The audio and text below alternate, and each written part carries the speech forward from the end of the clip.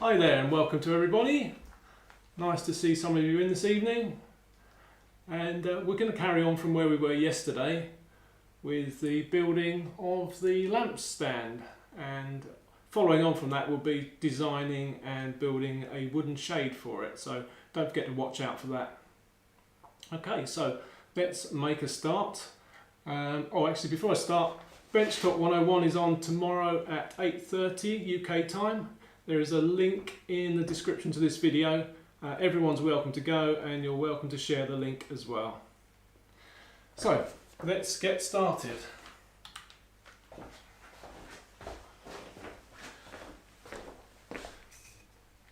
I have cleaned the glue off the block that I got out, got glued up yesterday, so I can't get my words out, and I've also put some sanding sealer on the other block. I will publish those videos later on this evening, but it's really just a case of scraping the glue off and quickly over with a smoothing plane, and similarly with the base, just a coat of sanding sealer and then quickly sanded that off. So that's all looking good.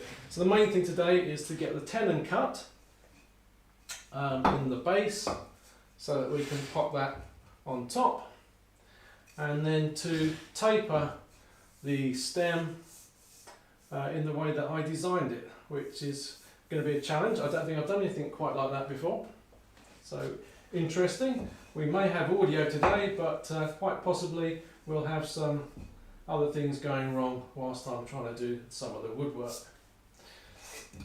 So I'll find the tenon end, which is this one here. I want a tenon which is just less than the base, slightly less than the base. So I'll set my gauge up for that, and I'll mark that all the way around.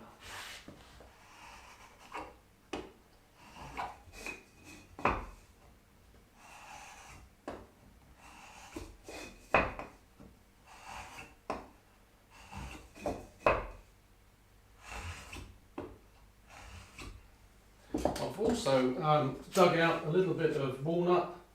It's about 2 mm thick, and I'll be making a little wedge from that to hold the tenon in. Not really to hold the tenon in, but to flare the bottom of the tenon, just to make sure that the glue contact is really nice and firm.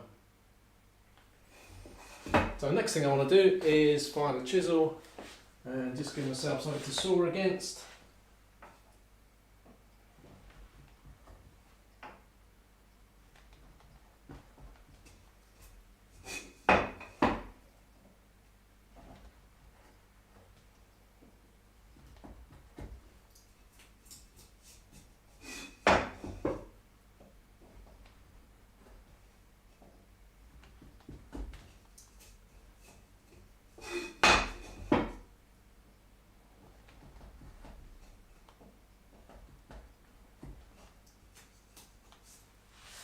There we go. Now I've set up a mortising gauge to give me the 1 inch, which matches what we've got here on the base, and I've set the fence up so I get it right in the middle. So let's scribe in for those.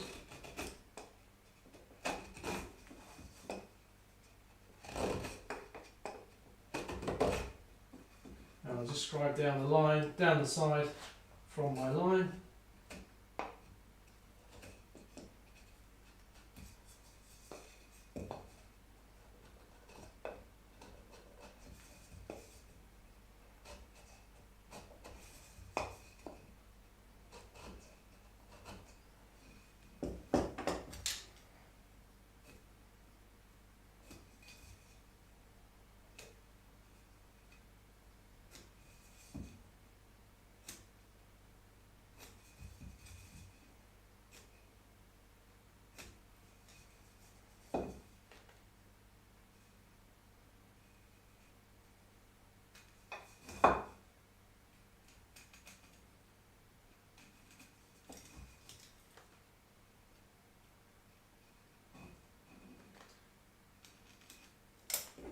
One there, not very clear.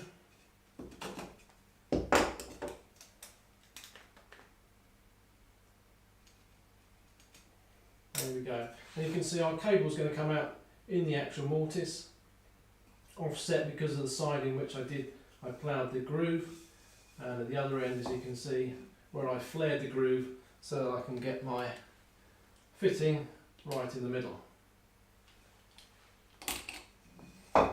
So I guess I could saw that now. I'm staying Japanese because I know they're sharp and I haven't had time to sharpen any of my saws after yesterday's complaints.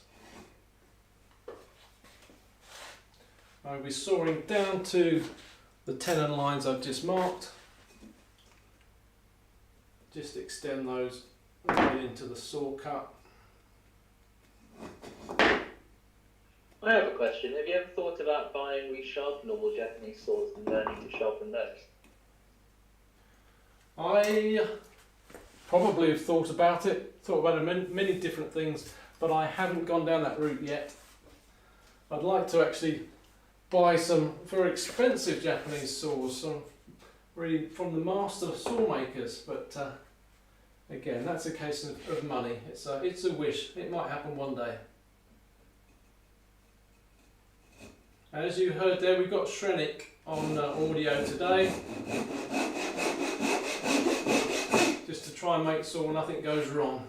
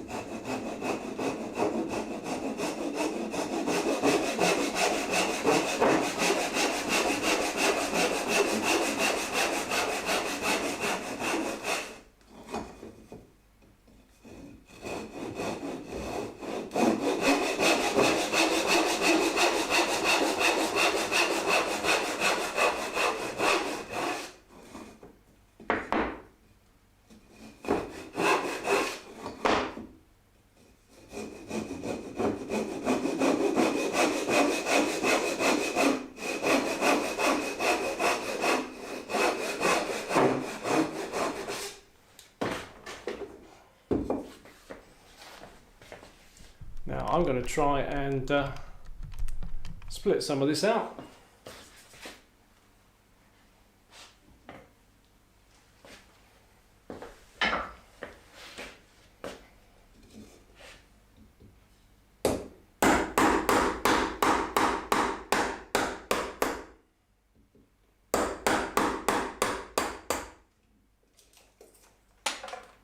It wasn't the most straight-grained wood that I've started with, but I should better get there if I'm careful. And that one's actually splitting nice and straight. Another question from me. Why are you choosing to split it out rather than saw it out? Just to be different. It's probably a bit less effort as well. As long as I don't have problems with the grain direction, it will be less effort.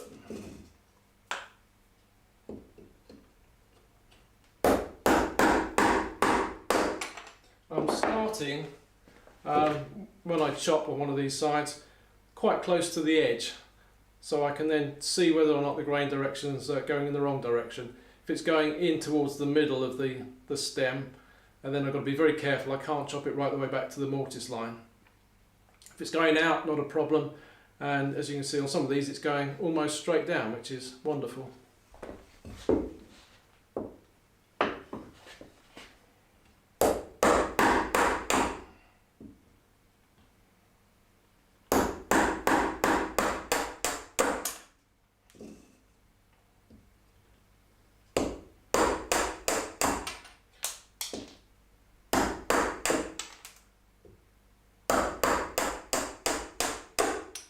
This one is splitting just slightly inwards, so I'll stay a little bit further away from my lines.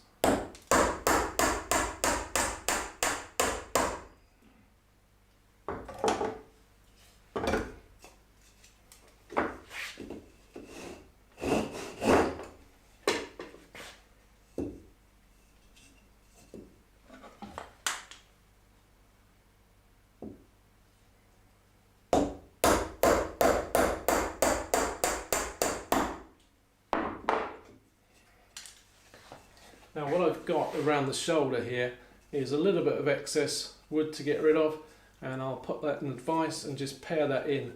And I'm looking to go slightly undercut, so I get a nice tight line around the base.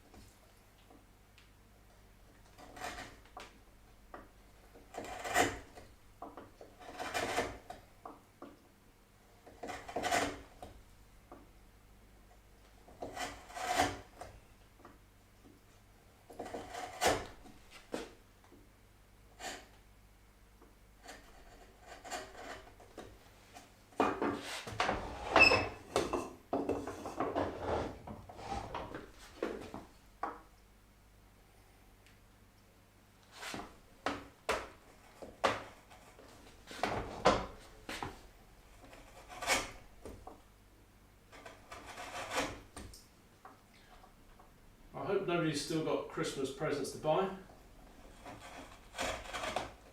because I think it's getting pretty late. You could always head out to the workshop and make one. I started making one today for the wife and then realised I didn't have enough time, so that's going to have to be a New Year's present. Thankfully, I've already got her some.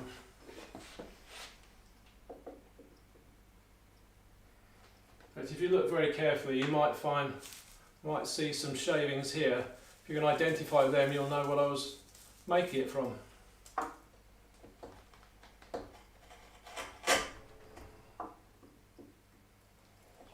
Paul says, nice pairing. Thank you very much, Paul.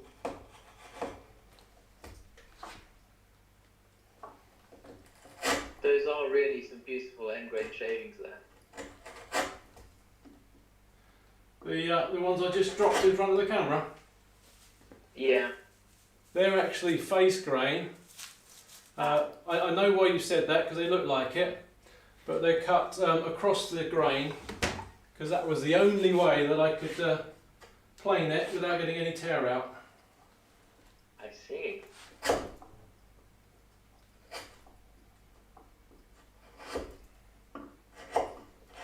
Anyone guessing what species it is?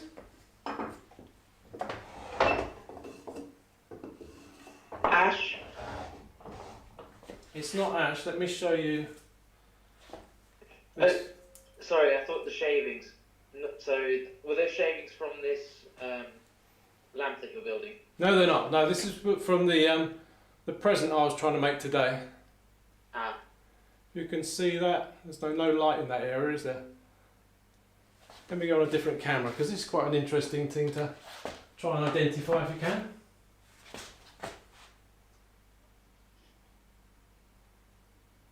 So it's a orangey reddish heartwood and a very pale sapwood. I'll give you time to look it up.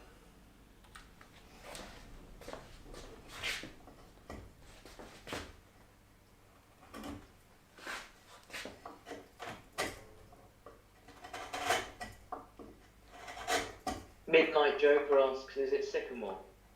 It's not sycamore, no.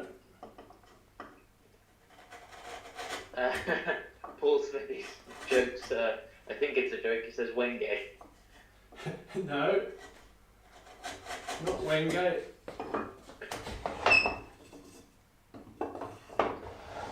I'll give you a big clue. It's a native British hardwood. Is it yew? It is yew. I did think it was yew, but I wasn't sure, so I waited. Yes, if you're not sure, it's best not to make a fool of yourself, isn't it? I think I've got a good habit of doing it anyway, normally. But,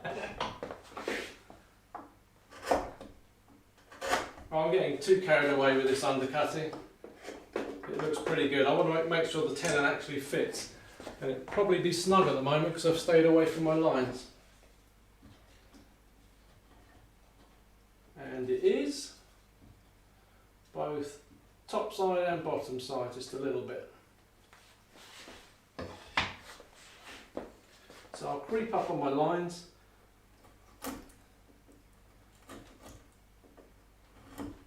just wanted to point out to Peter, definitely not needing to sharpen any swords tonight. He's using all Japanese swords. Okay, so that's going on. Good. It's going on from underneath, so I expect it will come on from the top. Not quite all the way though.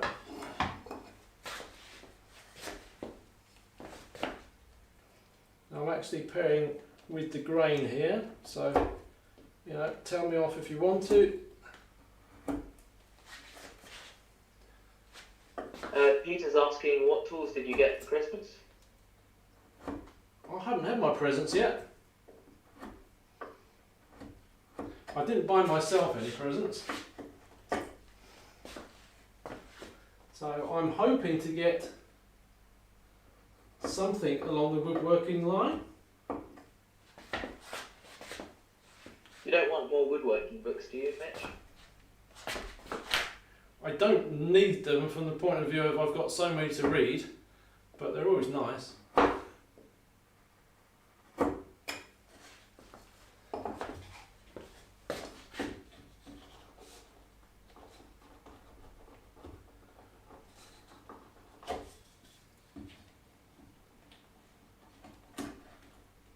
Okay, so my mortise is very slightly narrower on the top. So lucky I started fitting it from below, isn't it?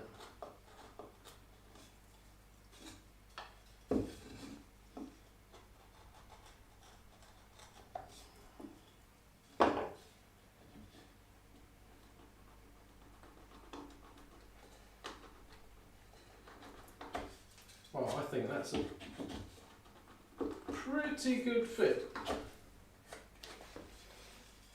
I don't know that we'll actually need any wedges at all on that.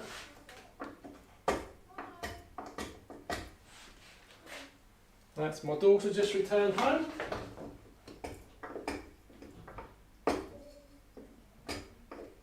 Hoping to get a woodworking tool from her for Christmas. Does she do any woodworking with you in the workshop? No, and I don't think she ever has. But she has been on the YouTube channel drawing winners to a competition. So she's participated, which is all you can ask for, isn't it? My nephew has done some woodworking with me, and that's something I'm looking forward to doing some more of as he gets a bit older and once COVID's out of the way. Okay, so that's properly seated. It is, as you can see, tight enough that it's not going to fall out. In fact, I hope I can take it off.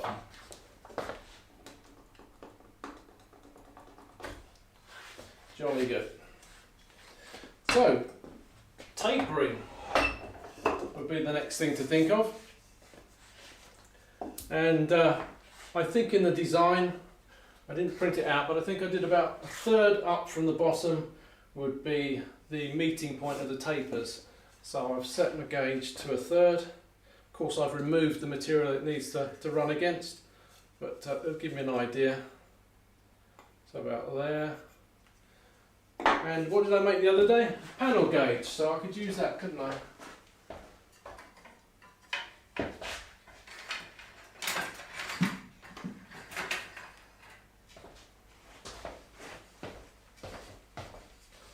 That'll slip past the position of the mortise, of the tenon.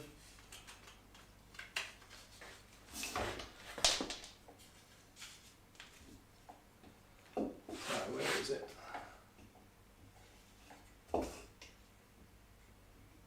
There.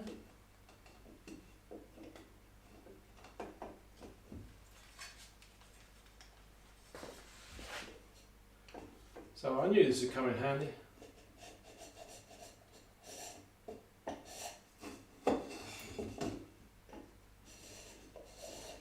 Has anyone made a panel gauge since I showed it on my channel? It's on my list of things to make. Jolly good. Too many things from your channel that I'd love to make. There may be a few tools before that I might make in preparation for the writing slope. So I've marked around what's going to be the midpoint. Actually, I realised I should have been up higher. When I designed it, I think I did the third from the base, not from the actual bottom of the whole object. But that'll do. I'm quite happy to do it from there. Now, laying in for the tapers, I don't want to get anywhere near the tenon, so I want to be further away than an inch wide at the bottom. I think I was roughly about 1/4 of an inch more. So let's see. Oh, actually the whole thing is a different size from the design because of the stock I had.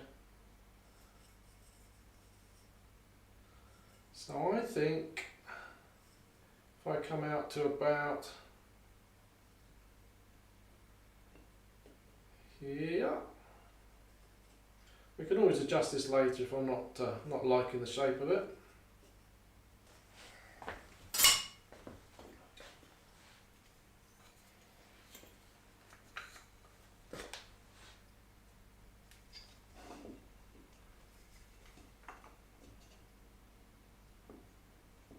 I'm going to taper to the same place everywhere, but obviously the taper towards the top is going to be longer, so it will look different.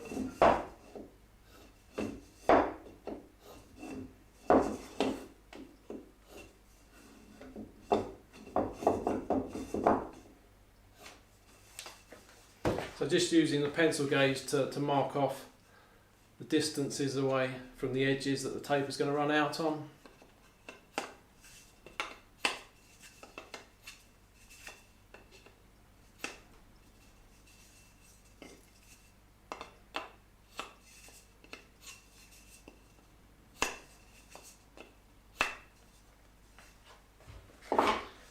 And then join those up with a ruler.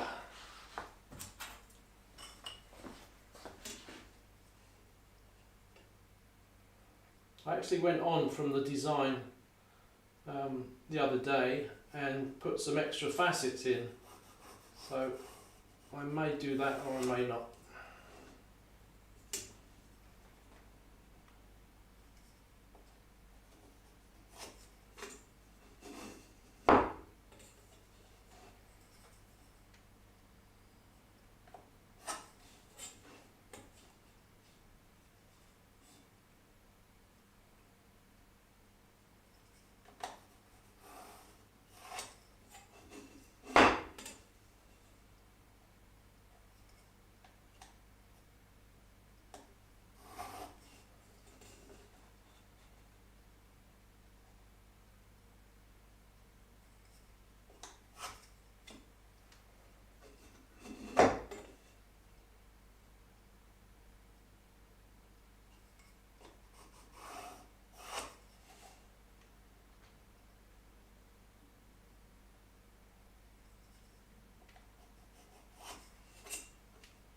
How many bench talkers do we have in tonight? And are they feeling bereft of something to go to this evening? As far as I can see, we've got Paul and then Pete. I know Pete watches Bench Talk afterwards on YouTube. Doesn't join it live, but I think he's hoping to join tomorrow's call, from what I understood yesterday. If I don't get this finished this evening, I'll maybe be doing it during Bench Talk.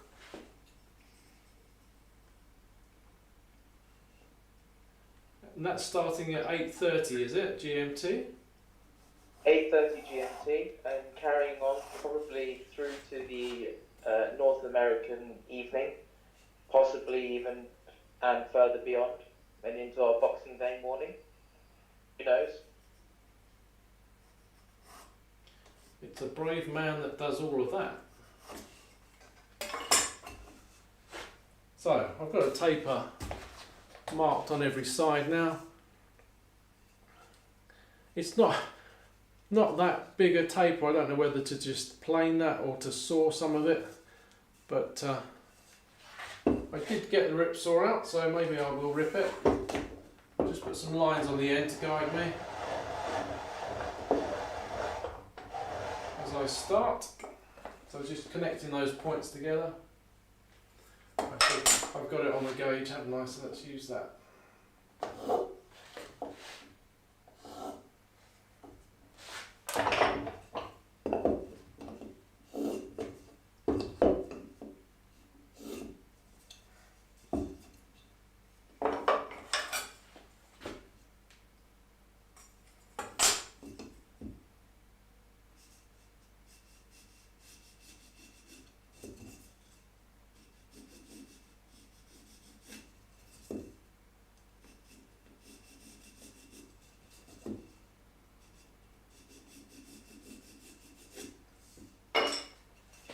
So let's start, and we didn't mark that one in. Let's that would have been a disaster. We've been sawing to nowhere.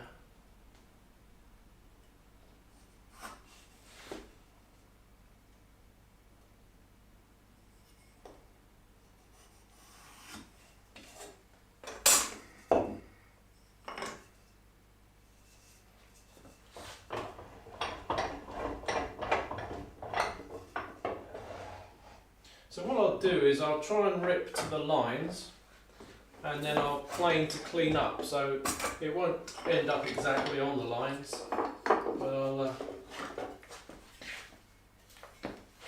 make sure it looks uniform when it's finished.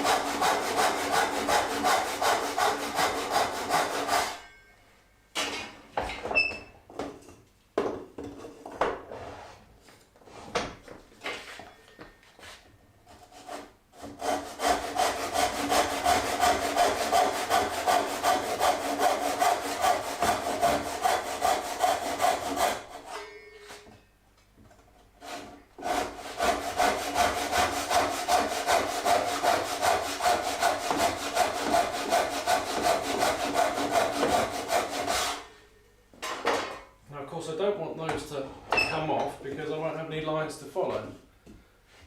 And look, I just found another line that I didn't put in.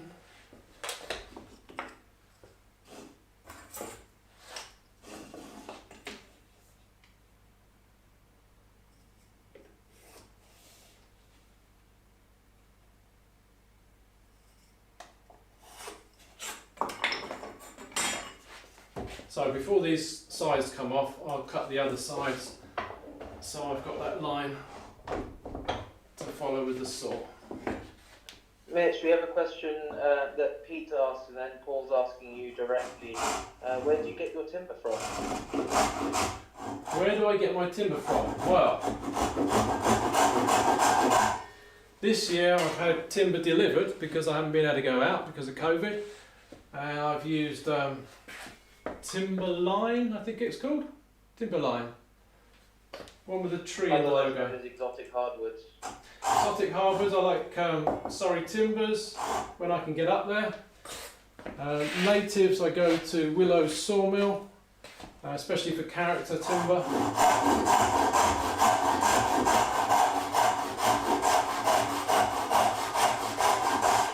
But every time I need something new, I usually search a lot of sources on the internet, and depending whether if it's character timber, then I need to see it or want to see it in person, so it'll have to be somewhere near that I can get to. If I just want something that's nice and clean, then clean and clear, then I'm happy to order it online.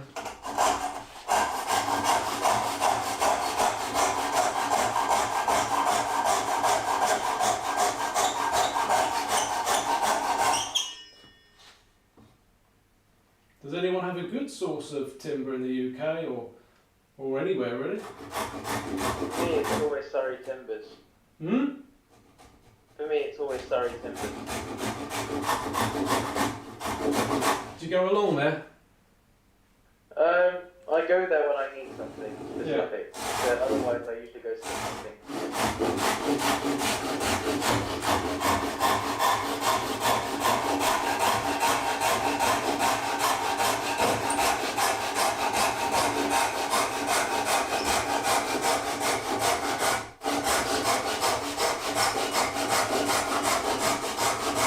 They're really getting into doing a lot of machining, aren't they, of stuff for people. They were when I was last there anyway. So if you want a big slab tabletop or something and you want it machined to thickness and shape, they'll do it for you.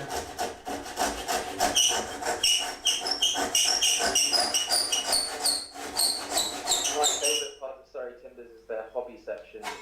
You can get loads of little bits of different woods that you can have to play with, and they're more than big enough to make small boxes and things with, so I use that so I can try different pieces of wood, different species, fairly cheaply. Yeah, they've got a lot of off-cut bins, haven't they? Very handy.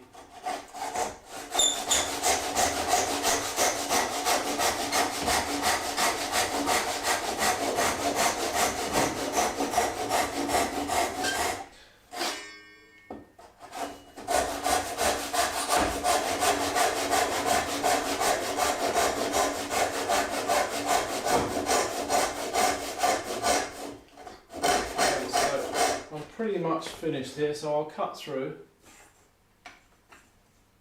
put a bit of protection down for the bench.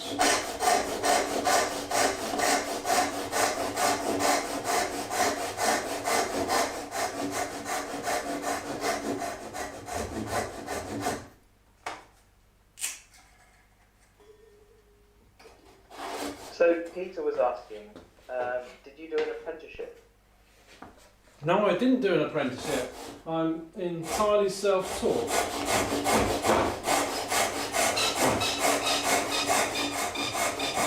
It probably explains a lot of the errors that, or so-called errors that I make, because I do things in unconventional ways.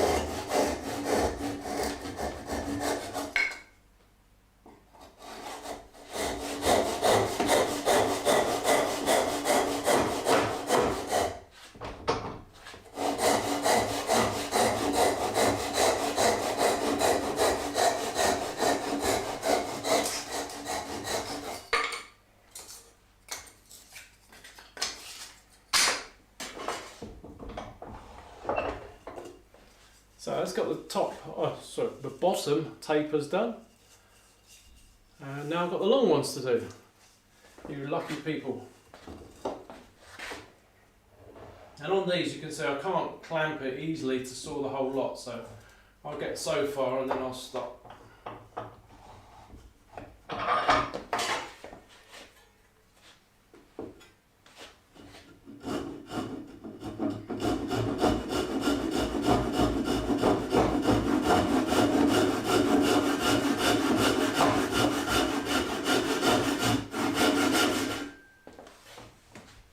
Peter's asking, do you have a day job? Well, I do commissions, I do teaching, or I was doing teaching before COVID.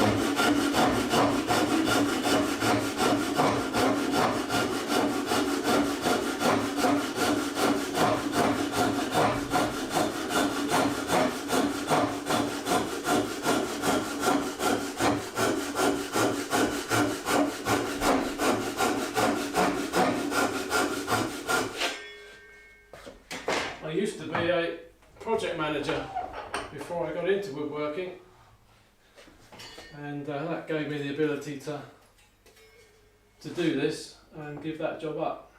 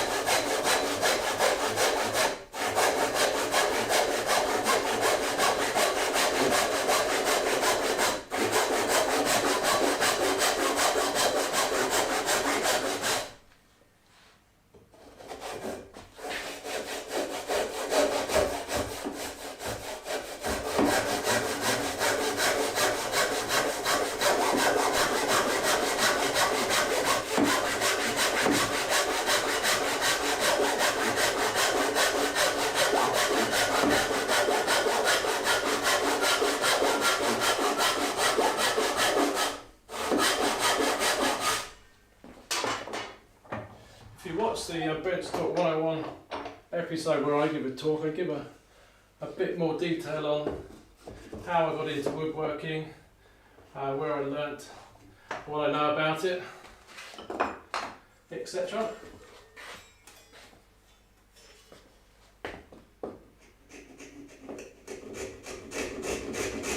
And I'm sure somebody will put a link to the Bench Talk YouTube channel in the chat for me.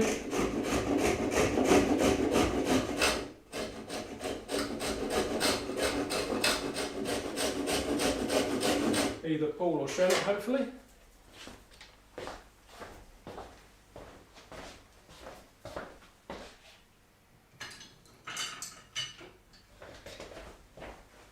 I don't want these pieces to break off, and they're flopping about quite a bit with the saw, so I'm just going to put a clamp on lower down until I get down towards there.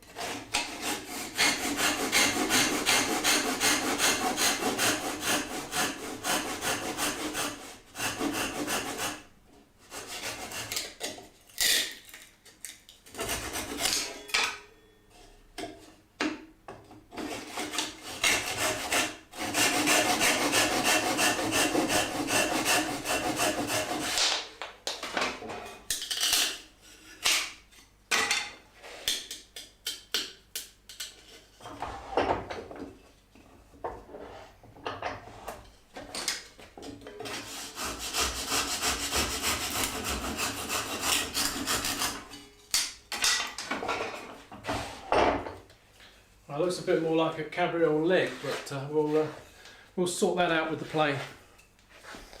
So just allow me to readjust the camera. What we've got here is a sash clamp, which I've set up in the front vise. And I'm hoping it's going to hold this steady enough for me to play.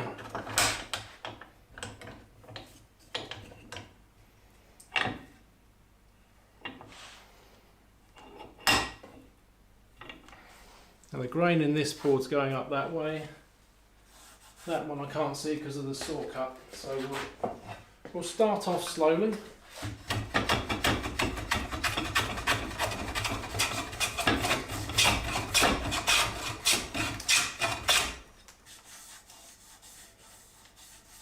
Well, there's a nice knot there which is giving us a bit of tear out.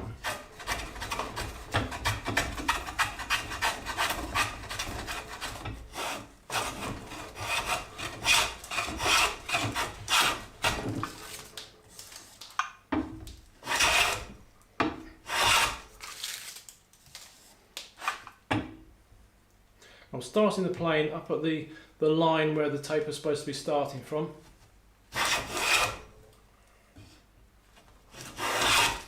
I'm starting the blade, that is. And as soon as I get a continuous shaving, I'm going to stop and rotate it.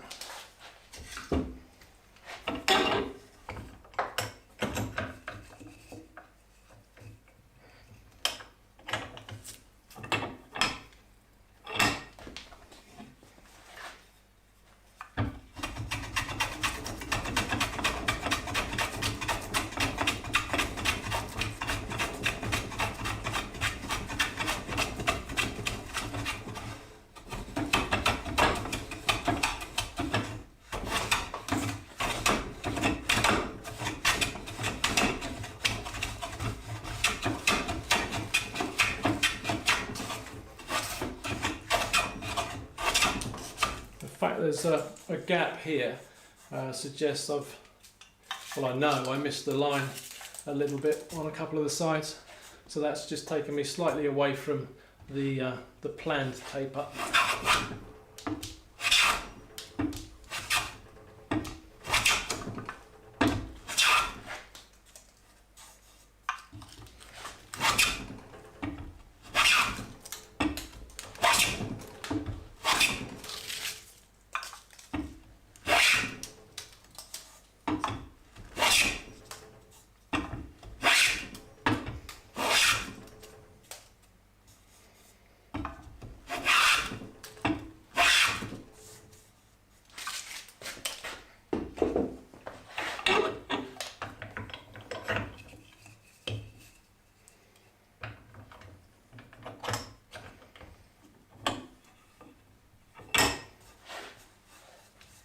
I did leave the jack out here thinking I might have some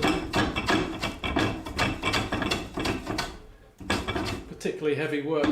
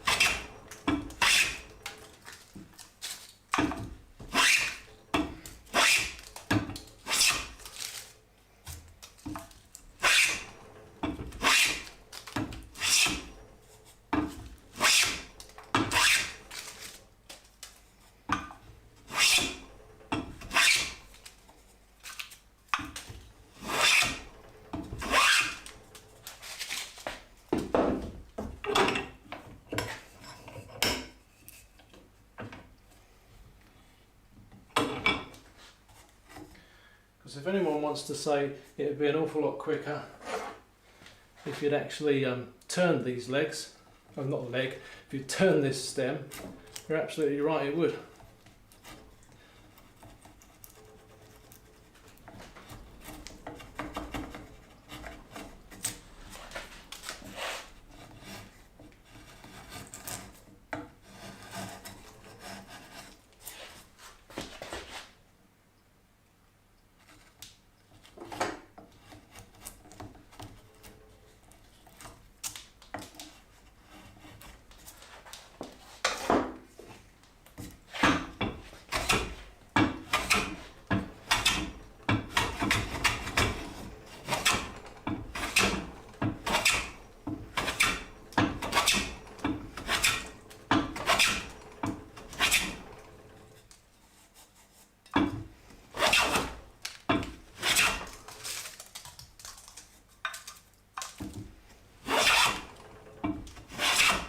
So Mitch, we had some questions earlier which I forgot to bring up because you were sawing.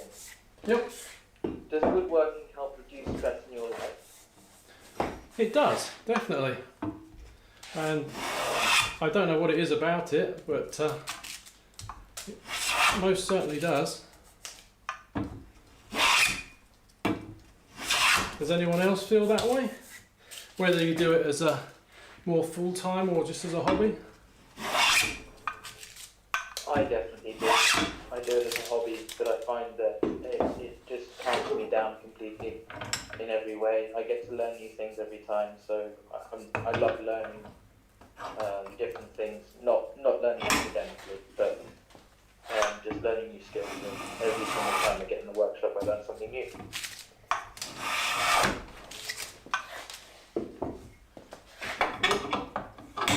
I'm sure there's something about learning being good for the soul.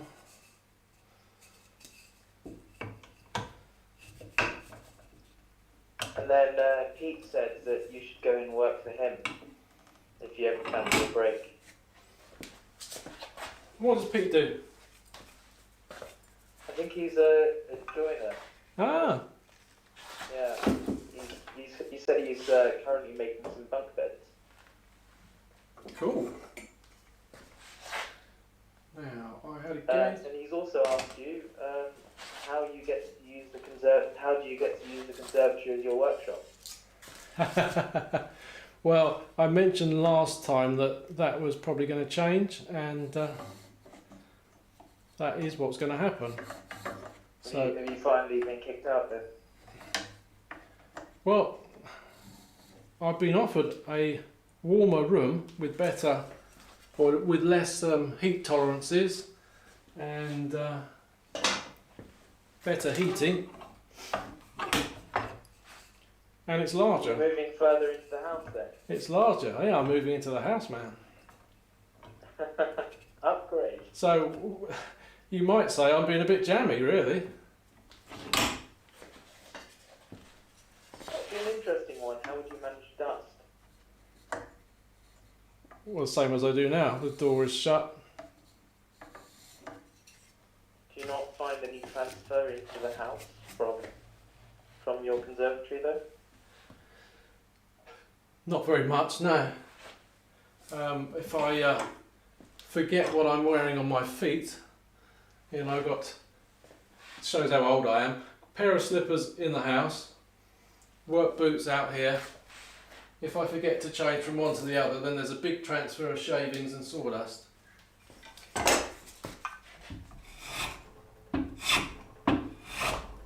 Suddenly I can see all my followers laughing.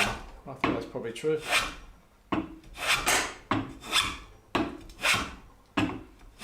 It is just slippers, it's not a pipe and slippers. I haven't quite got to that stage.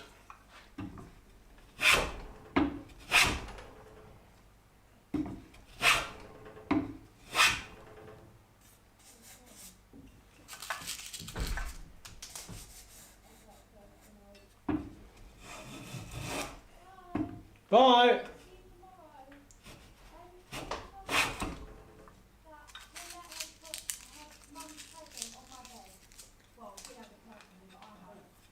Yep. Have a nice night.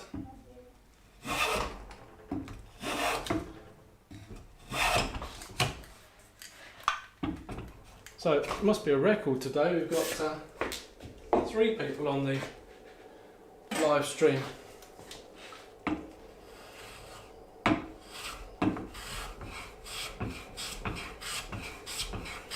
So this is very finely set, smoother now.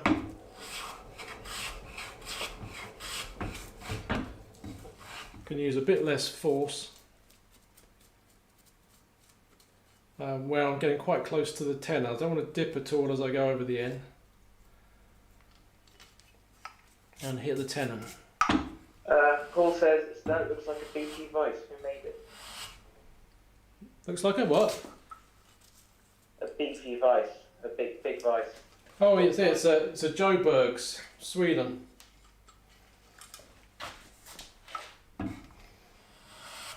Take it that's the original that came on the bench. Yeah.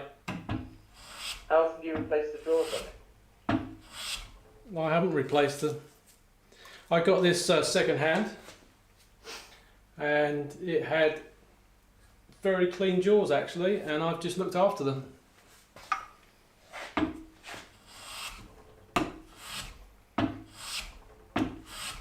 On my larger bench, can't find it right now. It came with jaw protectors, which I use occasionally.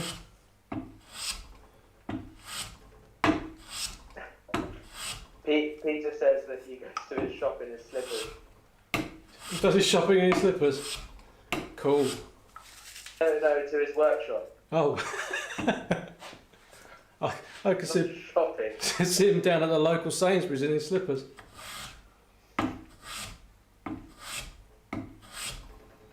Well, it has been known for me to do that, but not intentionally.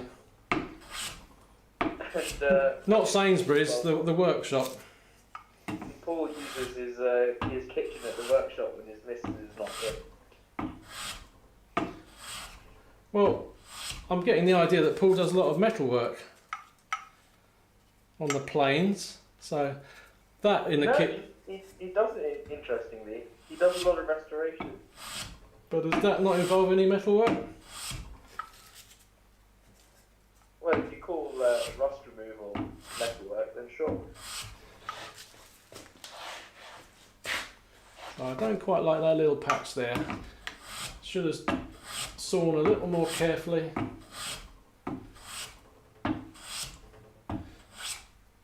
So I'm just going a bit deeper with the tapers to get rid of some of the saw marks. It may be an optical illusion, of course.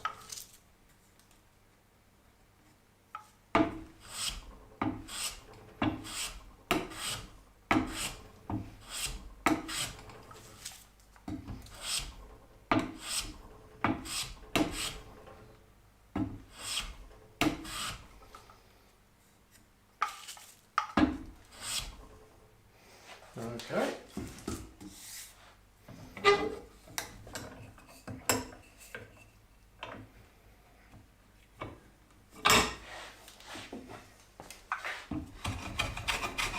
And there's a knot down this face.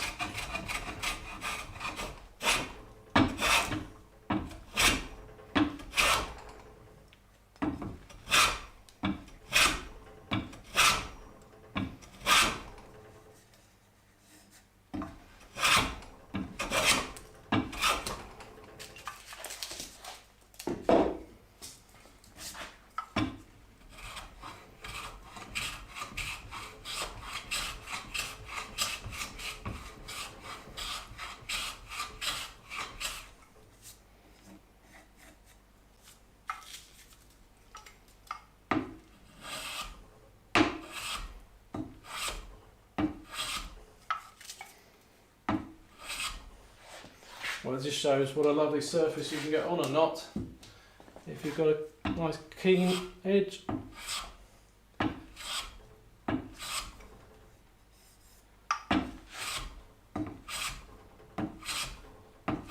I'm judging now with the light really to see that the lines are all lining up.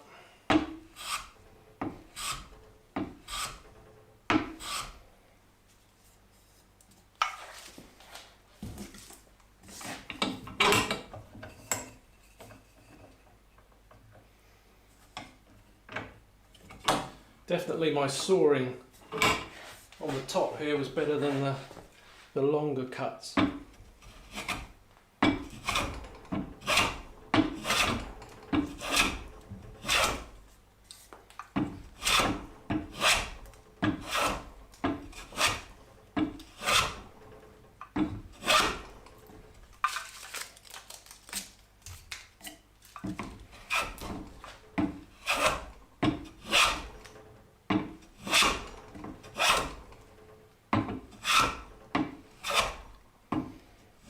Peter says rather Art Deco style lamp. Do you agree?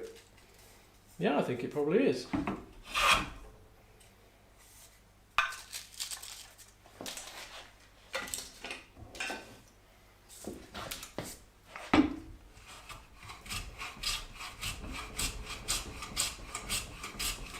I can see Poirot reading by it.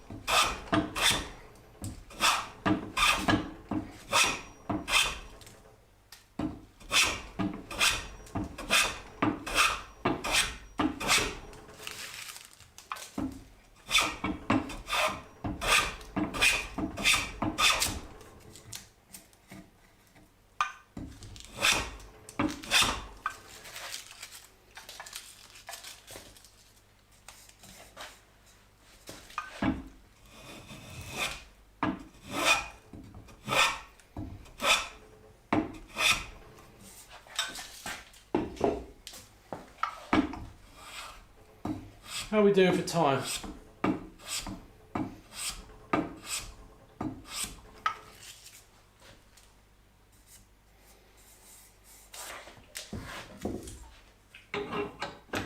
my phone ran out of battery. It's back on. How are we doing for time? We are just past 8 o'clock.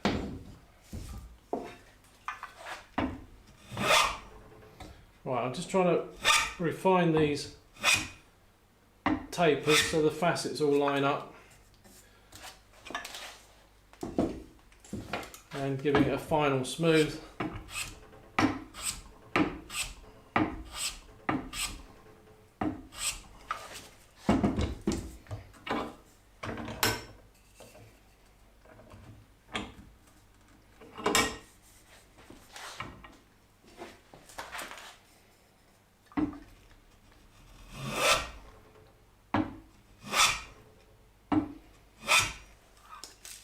I should perhaps explain that I've got a cambered blade in here, so I can plane a different amount, different thickness shaving across the mouth of the plane. That's what's allowing me to move the facets on here.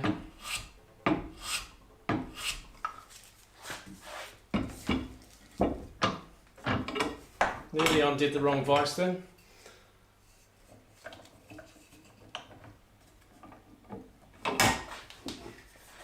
So I'm a bit high here, so if I shift the plane over I can just rectify that.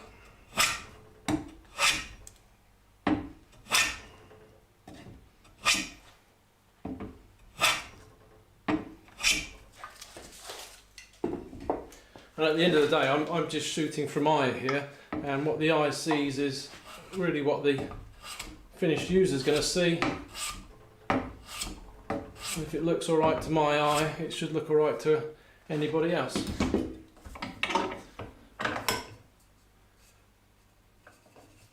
So just bring that one down a bit more.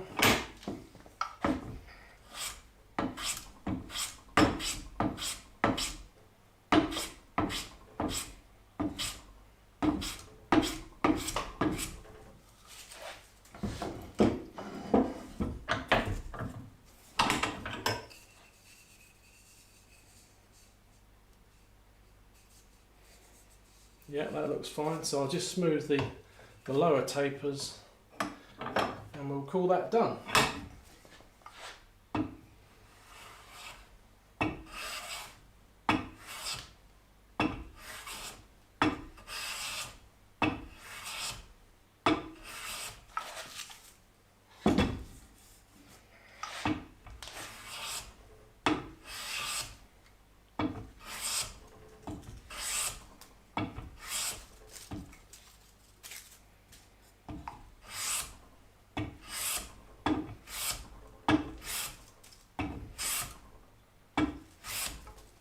I've just called them lower tapers, but of course they're not, they're the upper ones.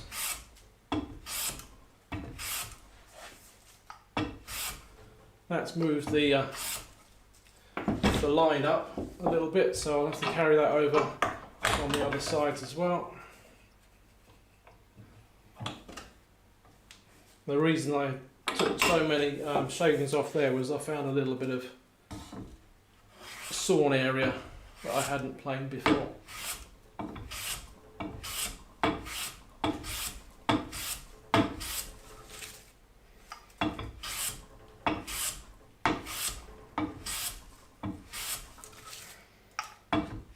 And if you were here in the last episode when I was explaining the wood I was using, this was just a bit of packing material. So it's only a cheap bit of wood.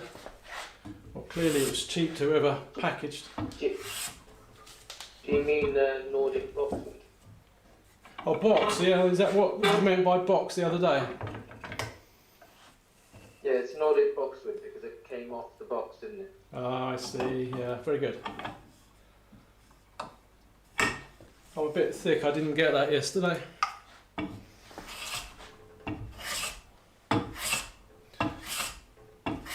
Yeah, I was saying it's obviously cheap to me because I didn't pay for it. It was part of the packaging, and yet I've managed so far, as long as I don't cock it up, to produce something quite nice.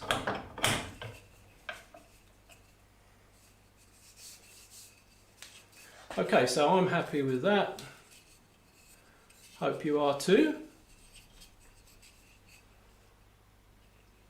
Now these edges are particularly sharp, so I shall just touch those with a block plane.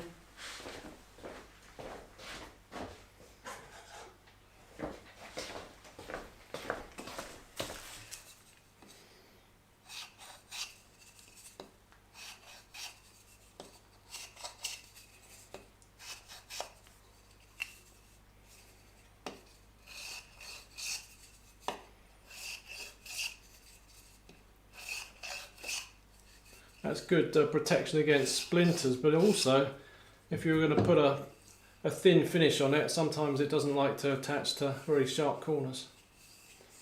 So that bit's finished. It only now really remains to stick it in its base. So we tried it earlier. Actually, I didn't check on orientation. There may be one way it goes in nicely and one way it doesn't. Shouldn't be though, should work. So to be able to put a wedge in it, and to be honest I don't think it needs a wedge, but I'll do it because I did put it in the design. What I'm going to do is saw through, we don't want to go where the cable is, so I'm going to saw through here. And we'll just put a wedge across there just to push everything this way.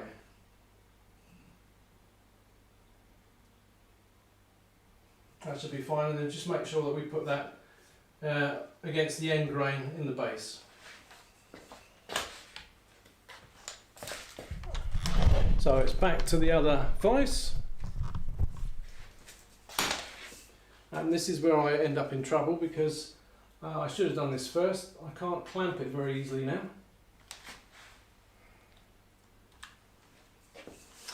Let me grab the lifesaver that is, well, it's not router matting, but it's cupboard lining material, which is very much the same but with a smaller hole pattern on it.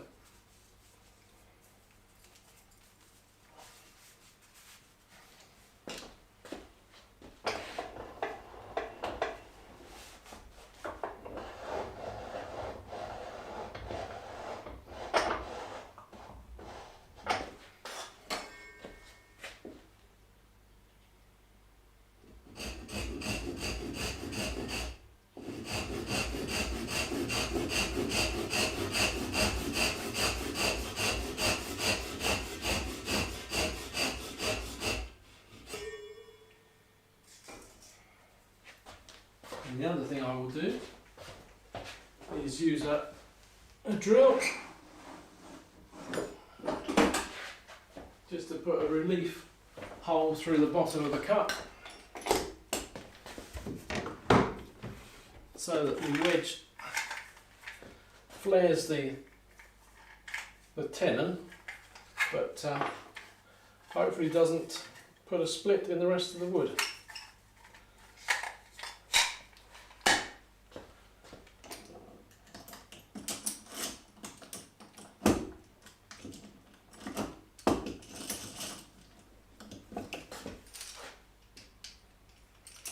Mitch, do you use a low angle jack, number 62? I do, yes. That's hard. Which one do you use? I use the Kuei Shang.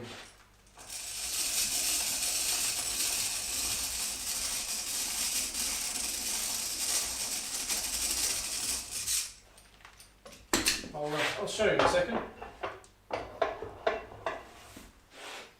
I generally use it just for difficult timbers with a, because it's bevel up, I've got a couple of other irons for it at steeper angles, 38 degrees and 50 degrees.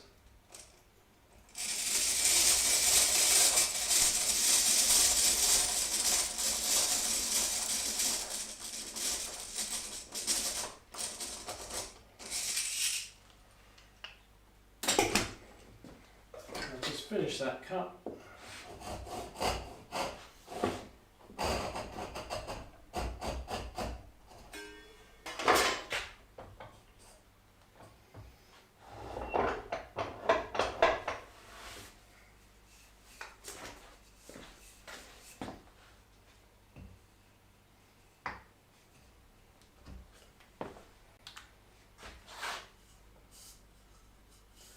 So that sits nicely. Actually, bring it over the light here. I've seen a little plane track down this face, so I'll just quickly sort that one out.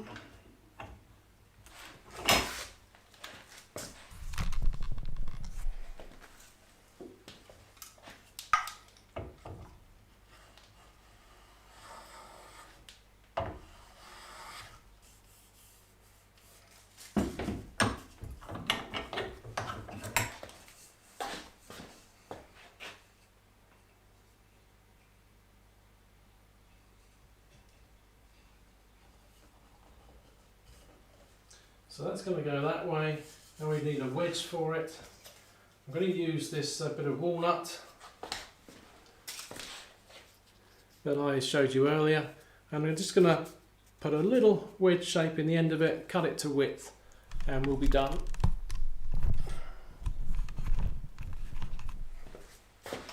So that's going to be a chisel job against a bench hook, and I'll probably be doing a video on making a bench hook because I don't treat mine very well. I pair against them, I chop on them, and the result is they look pretty awful. So I need to make some new ones. I've got a slightly wedge shape anyway.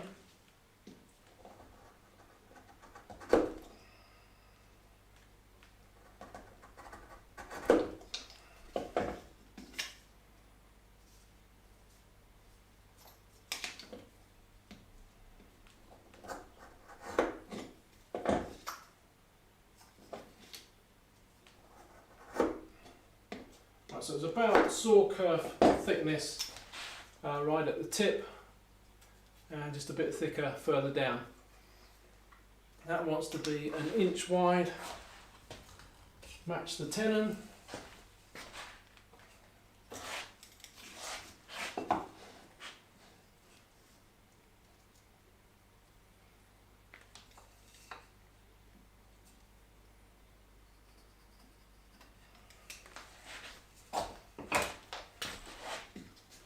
And it probably doesn't want to be much more than 1/2 inch long.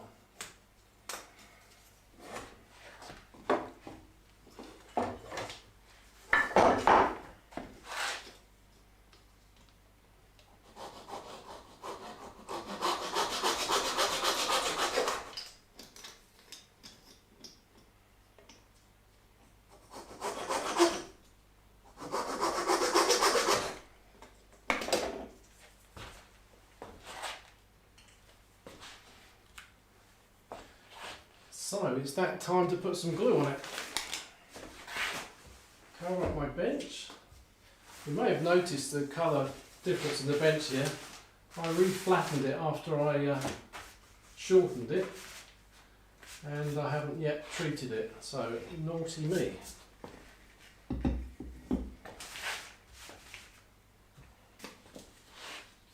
I'll need a little glue stick just to help me get it down in the mortise.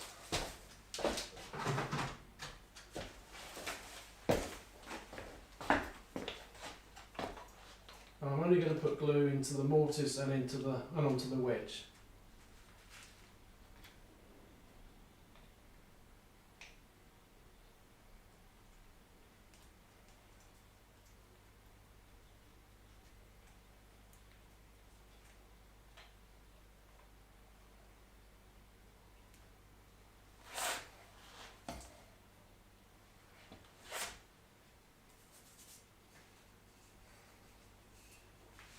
So then now's the time to select if there's a better way to orientate the faces. I quite like the look of that one. And will the grain work that way round? No, that way I think is better.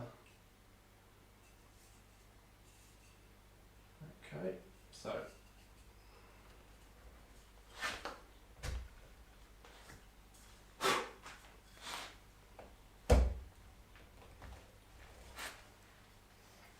there we go, little tap on the top.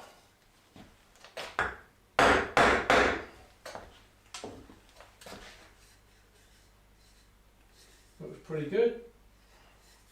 Now underneath, let's pop that wedge in.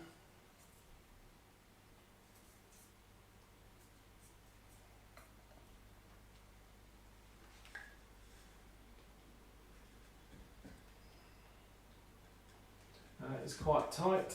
I don't know if I can show you this easily.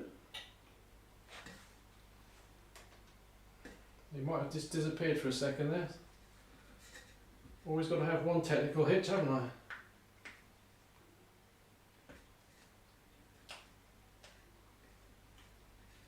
Not good enough, Mitch. Not good enough. It isn't, is it? And my wedge is actually about 1/2 mil too wide to go in the slot. So not only a technical hitch, but an actual working hitch. Well, let's be honest, they're only small, so perhaps you should call them a half hitch. Or then we might just get knotted in all sort of that sort of language. Hammer. Always helpful. Persuader, I'd like to call them.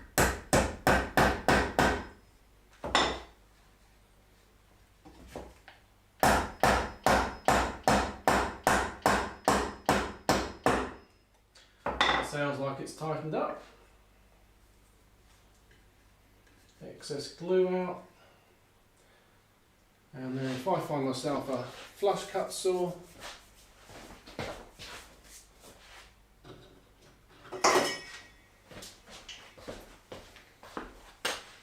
folks, I might actually have finished in time for you to have seen Bench Talk if it had actually been on this week or today.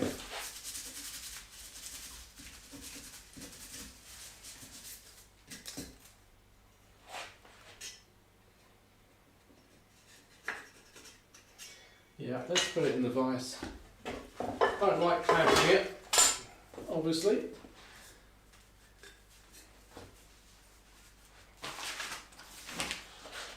Let's come back round here.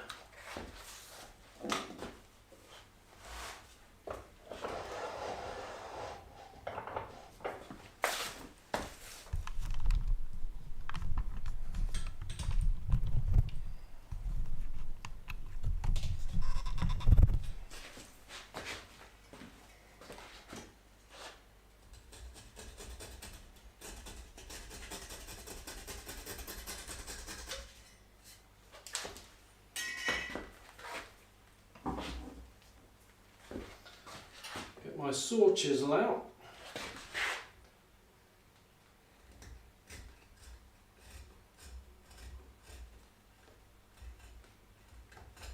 So I'm just making sure that wedge is lower than the actual base.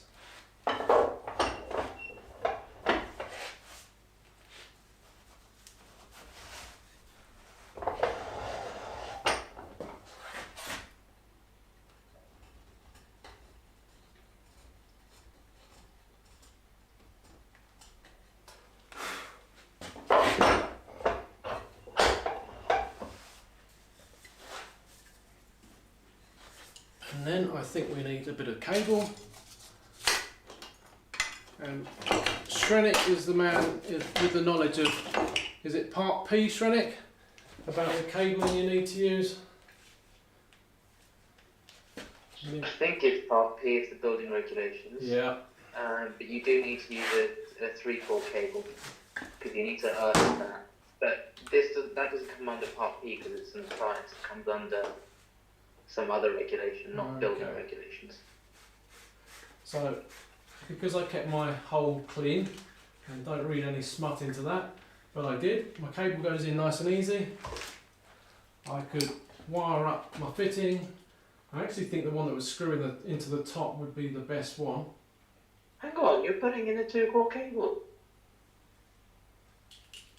There's an earth down there somewhere. It just needs to be fiddled out of the cable. Ah, okay. But luckily, I'm not showing it because I don't have that threaded tube. But hopefully you see that it works. I've just noticed something we do need to do. We didn't finish off opening up the little slot for the cable to come into the exit channel. So let's quickly do that.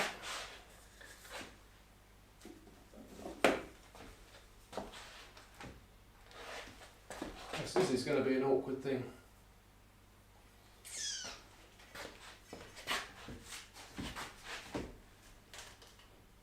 See if I can get in with a flush cut saw.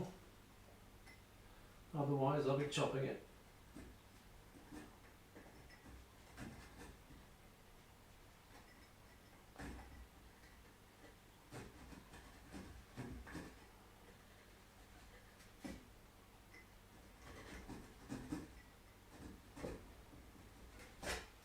That doesn't like it, so we'll chop that. Let's find ourselves a little chisel.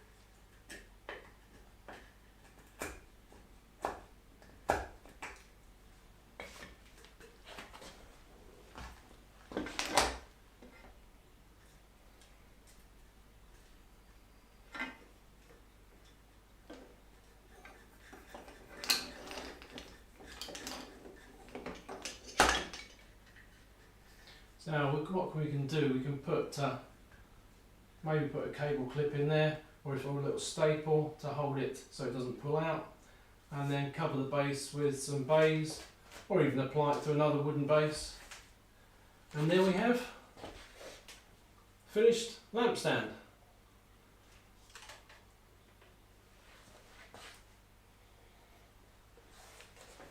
So I will quickly see if there are any questions you want answered and bid my farewell.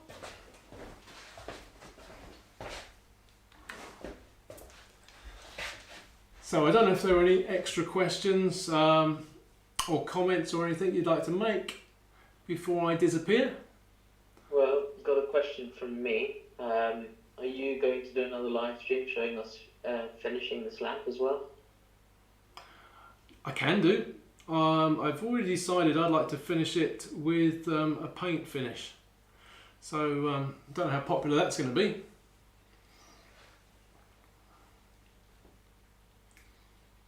But if someone wants to watch paint dry, then yes, I'll live stream that. Finishing it, as far as I'm really concerned, is doing the wooden lampshade for it, which I'm still in the process of coming up with a design for. Are there any other suggestions for a type of finish? Bear in mind, it's not the most lovely looking wood. Of course, that's just my opinion.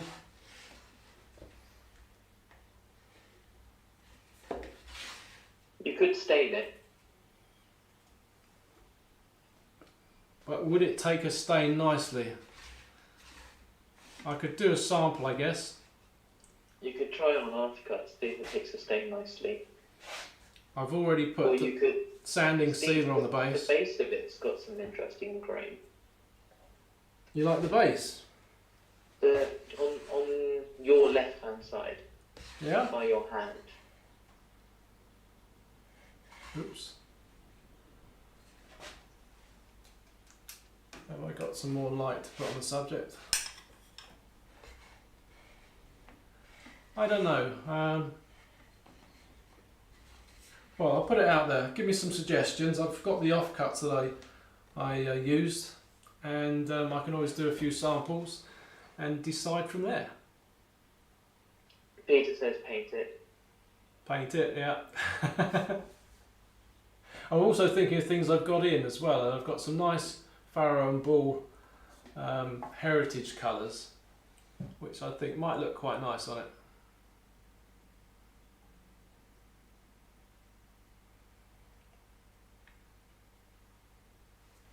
I'm just pleased that nobody's suggesting I do something with it which might prove painful over Christmas. Ball says burn it. Burn it? Burn it. So go ban. Is that a type of finish? A burnt finish? Oh right. I thought you meant put it on the fire. Shusugi ban, yeah. That would actually probably look quite nice. Although this timber is very lightweight, very dry. I might end up with the whole thing going up in smoke. I could stick it in the oven actually. Have you looked at wax finishes? You could do a coloured wax finish. I've got some. You know, like candle. Sorry, not wax. Sorry, soap finish. Have you ever tried soap finishes? I've never tried a soap finish as far as I can recall. You could try a dyed soap finish or something. So basically with soap finish you buy a bar of unscented soap, Yeah. and you grate it, and then I can't remember how you melt it down. It might be with water and stirring it or something. Yeah. It might be worth looking into and seeing if the soap finish might work on it. So I've got several different things to try out. Could be an interesting experiment. Are there any ideas about the design for the shade to go on top? If anyone's got any suggestions, then you can always email me with them. I'll be thinking about it over the Christmas period, and hopefully have one or an idea ready to go and show you the design. Does anyone actually enjoy the design? Half an hour live stream building something on SketchUp. Is that something that anyone's interested in? I like that. Yeah, okay, because that makes I think, quite an interesting thing. It shows you the process I go through sometimes in the way I design things. Woodwork Liner seems to suggest a hexagon shape. Hexagon shape, yeah. I think you should do one using plane shavings, and I think Paul's suggesting the same thing. Right. So if you take some plane shavings and stretch them out and glue them around maybe a wireframe. Yeah. No, I'm following that, definitely.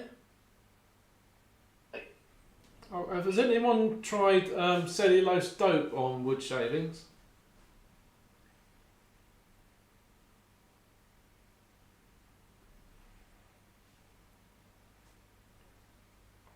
I've used cellulose dope in the past on tissue paper, I think it was, building model aircraft when I was a kid. It shrinks it. I was wondering whether you could do a shaving lamp and then shrink it so it becomes nice and taut.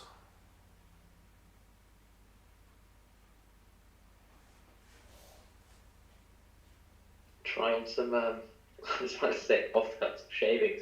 I just realised how stupid that sounds. Shall I try on some shavings?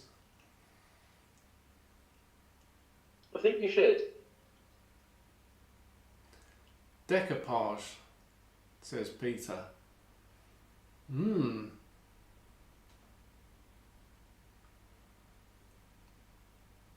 Well, definitely some ideas to think about there.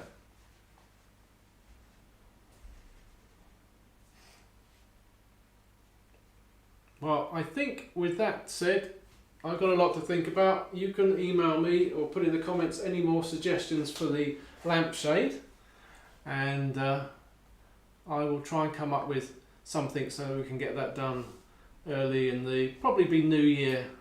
I may do some live streams in between now and New Year, but to actually get the design sorted, probably be New Year, I would have thought.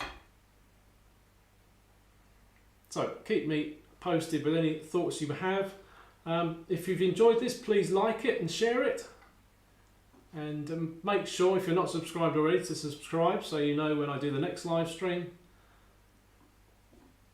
And all I can do now is say thank you for watching. Enjoy your... Wait.